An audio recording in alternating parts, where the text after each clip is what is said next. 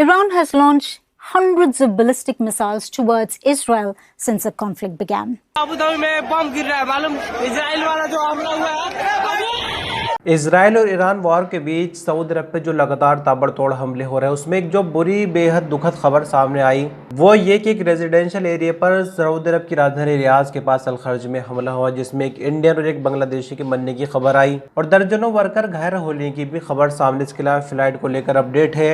भारत के उमरा ज़ायरीन सऊदी अरब में फंसे हुए, दुबई पर हमले हो रहे हैं, इसी के साथ तिल अवीव पर भी हमलों की खबर है। इंडियन एम्बेसी की तरफ से भी खबर है। मतलब ये कि सऊदी अरब में रहने वाले इंडियन के साथ साथ गल्फ रीजन में रहने वाले इंडियंस के लिए ये वीडियो बेहद जरूरी होने वाली है। तो आपसे रिक्वेस्ट है कि इस वीडियो को पूरा देखिए। चलिए एक एक कर सभी अपडेट्स आपको बताते हैं। सबसे पहले और बड़ी अपडेट में बात करेंगे, सऊदी अरब की राजधानी रियाद से महज 100 किलोमीटर दूर अल-खर्ज में एक रेजिडेंशियल बिल्डिंग पर ईरान की मिसाइल से हमला हुआ। इस बिल्डिंग में क्लीनिंग कंपनी के वर्कर रहते थे, जिसमें खबर सामने ये निकल कर आई कि इस मिसाइल हमले में दर्जनों लोग घायल हुए, साथ ही एक इंडियन की मौत हो गई और एक बांग्लादेशी की भी मौत हो गई। सऊदी गैजेट की साइट पर यह खबर अभी भी मौजूद है। इसके अलावा अरब न्यूज ने भी कुछ इसी तरह से लिखा और साथ ही सऊदी अरब के कई बड़े अकाउंट से ये खबर वायरल हुई। लेकिन कई घंटों के बाद यानी आज 9 मार्च को जो सऊदी गवर्नमेंट की तरफ से खबर सामने आ रही है वो ये है कि अल-खर्ज पर जो हमला हुआ था उसमें किसी की भी मौत नहीं हुई, ना ही दर्जनों लोग घायल हुए हैं, बल्कि सिर्फ एक उसमें घायल हुआ है। जबकि अरब न्यूज और उर्दू न्यूज पर यह खबर अभी भी बनी हुई है। साथ ही आपको बता दें, सऊदी अरब के गवर्नमेंट के मीडिया एडवाइजर सऊद हाफिज ने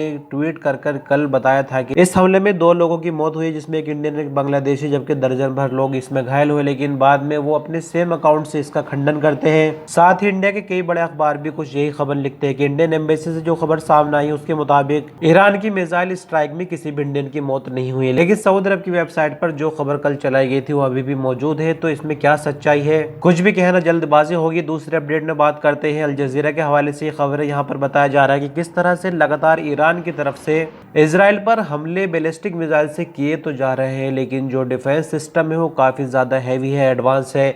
तो बहुत सारी जो मिसाइलें हैं ईरान की वो टारगेट पर नहीं पहुंच पा रही है, लेकिन फिर भी लगातार तिल अवीव काफी तबाही का सामना झेल रहा है, जिसकी बात हम आगे करेंगे। फिलहाल अपडेट देते हैं हम आपको एयरपोर्ट को लेकर। किंग खालिद इंटरनेशनल एयरपोर्ट ने साफ तौर पर कह दिया है कि कोई भी पैसेंजर जो ट्रैवल करना चाहते हैं वो अपने घरों से निकलने से पहले कॉल करके या किसी भी माध्यम से अपनी फ्लाइट की इंक्वायरी कर ले, क्योंकि जिस तरह के हालात चल रहे हैं ऐसे में कुछ भी कहना ठीक नहीं होगा। फ्लाइट कैंसिल भी हो रही है, डिले भी हो रही है, फ्लाइट पूरी तरह से बंद भी है। इसी के साथ सऊदी एयरलाइन की तरफ से अगर हम आपको अपडेट बताएं तो यहाँ खबर ये सामने आ रही है कि अम्मान, कुवैत, अबू धाबी, दोहा, बहरीन को आने और जाने वाली फ्लाइटों का जो बैन है वो 10 मार्च तक बढ़ा दिया गया है। साथ ही दुबई के लिए जो फ्लाइट है वो बहुत ही लिमिटेड है। इसके अलावा पेशावर और मॉस्को के लिए जो फ्लाइटों का बैन है, सस्पेंशन है, वो 15 मार्च तक बढ़ाया गया है। मतलब जो स्थिति है वो आप अंदाजा लगा सकते हैं, फिलहाल खतरे से बाहर नहीं है। अगले अपडेट OIC के हवाले से, मस्जिद अक्सा में खबर ये सामने आ रही है कि वहां पर मस्जिद अक्सा को बंद किया जा रहा है। जो नमाजी वगैरह है उनको नमाज पढ़ने नहीं दी जा रही है, जिसके लिए OIC ने एक बार फिर से मीटिंग बुलाई और इस खबर को कंडम किया।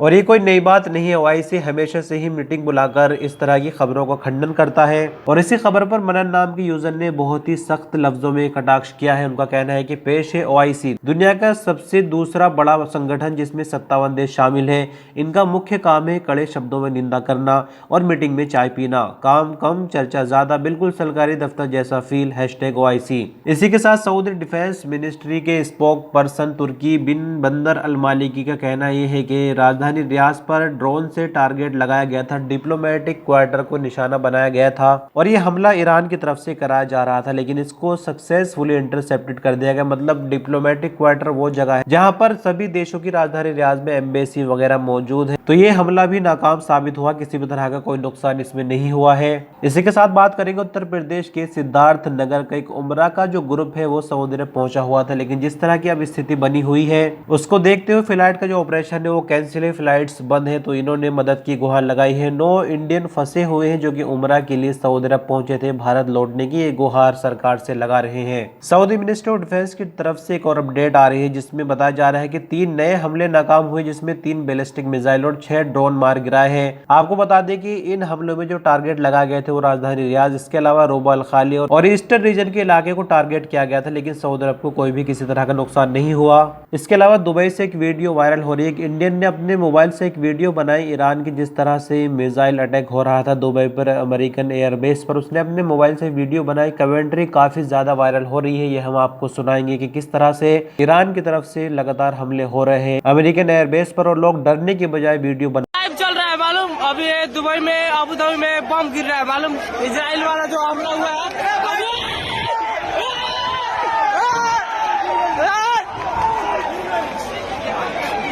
जो अभी इजराइल से बम विस्फोट हो रहा है अभी।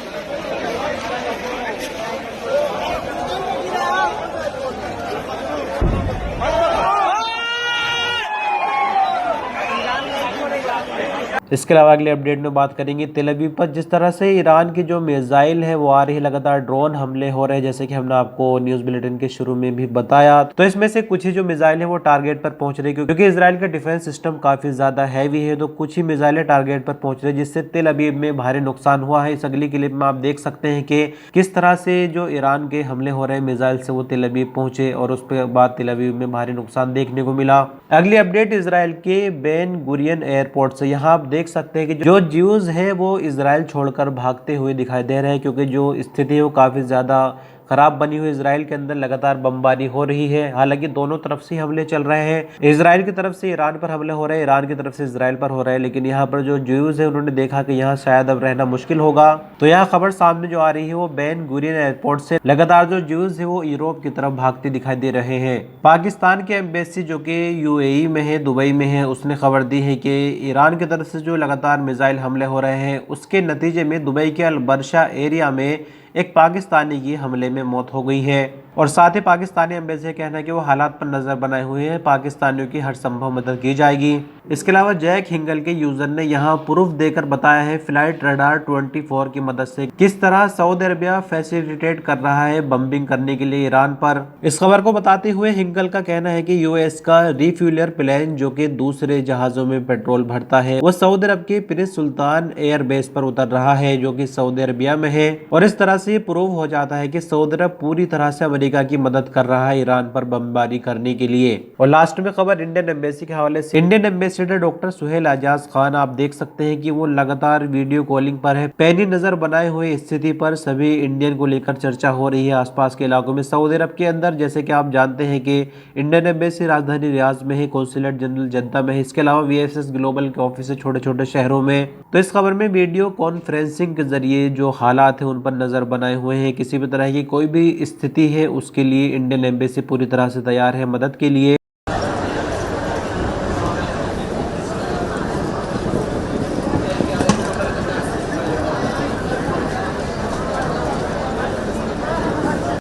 तो इस वीडियो में इतने, हम जल्द मिलते हैं कुछ और नए अपडेट्स को लेकर। आई होप कि वीडियो आपको पसंद आई हो तो एक लाइक कर सकते हैं, चैनल पर नए सब्सक्राइब कर सकते हैं। आपने अपना कीमती वक्त इस वीडियो पर अंत तक बने रहने के लिए शुक्रिया।